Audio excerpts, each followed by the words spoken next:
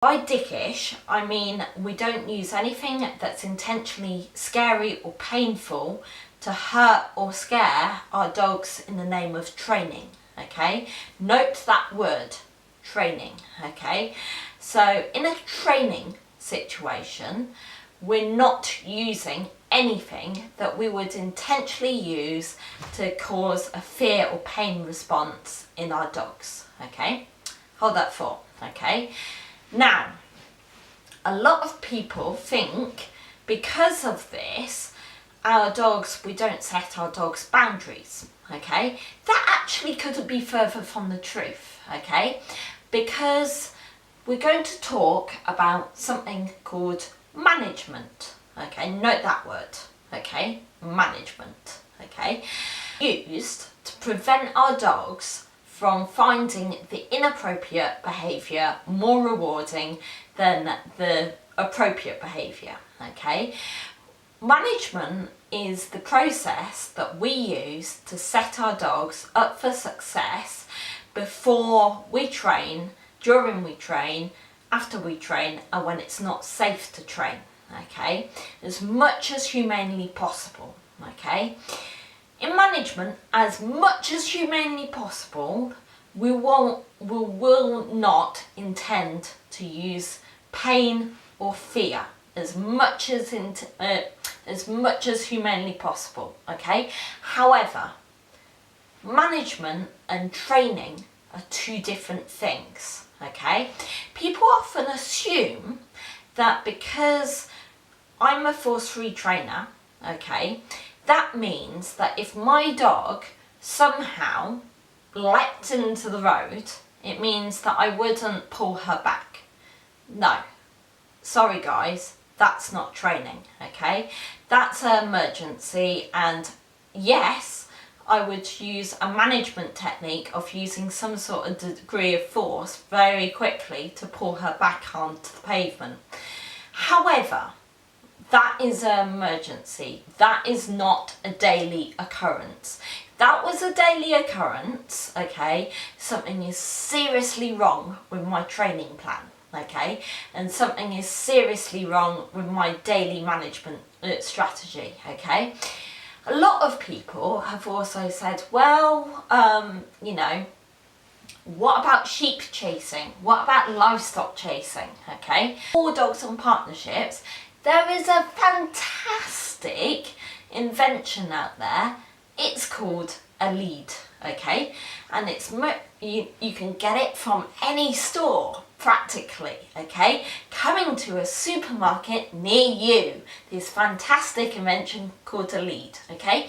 If you don't trust your environment and you don't trust your dog around livestock or something similar, okay, double up, okay? You're not a failure if you feel like you have to double up on leads. So, for example, okay, you can get harnesses. I love the Perfect Fit harness because it has two D-rings. It has one near the sort of breastbone area and one near the back, okay?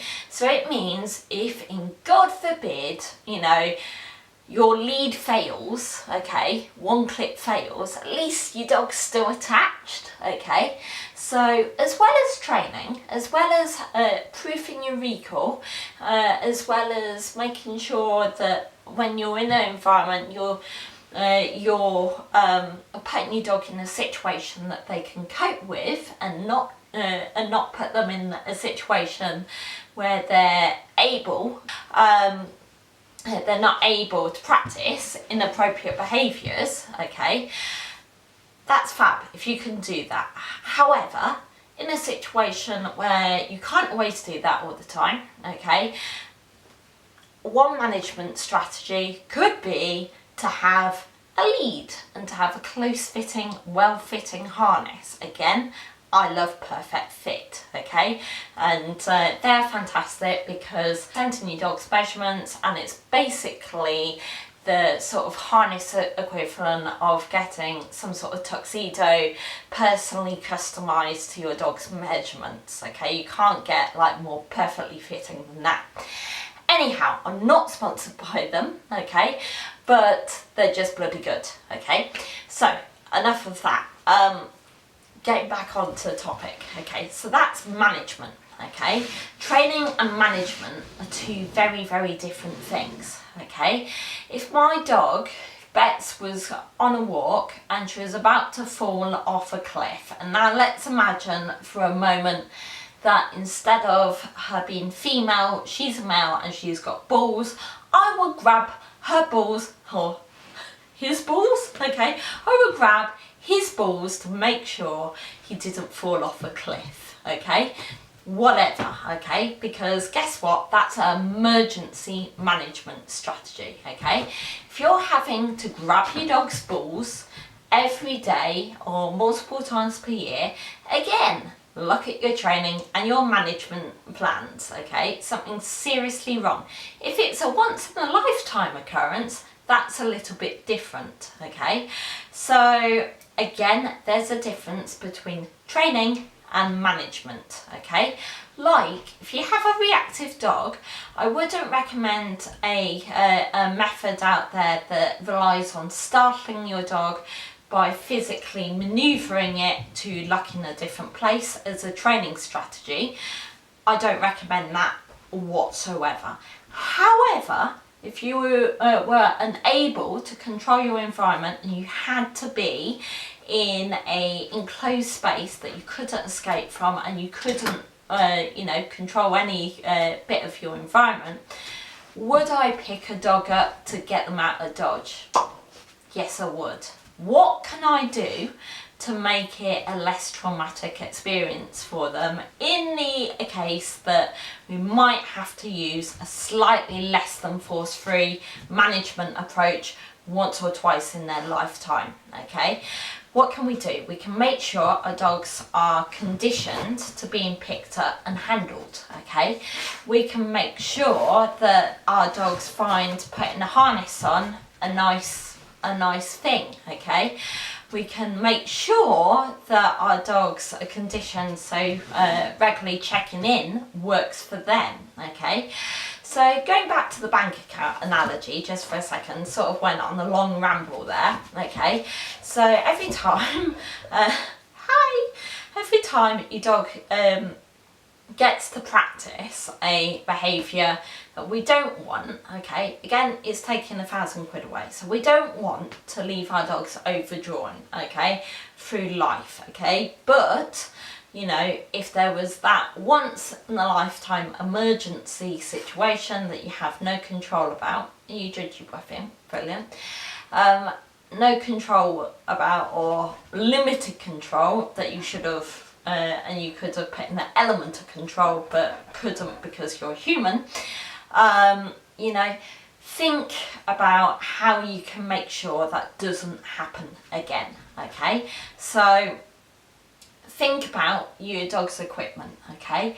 Think about your training, think about your environment, okay? So although I am a unicorn pooping, glittery rainbow, unicorn dancing, glittery powder puff, candy floss, force-free dog trainer, that does not mean that I don't utilise in some way or another without helping it all four of the quadrants, okay?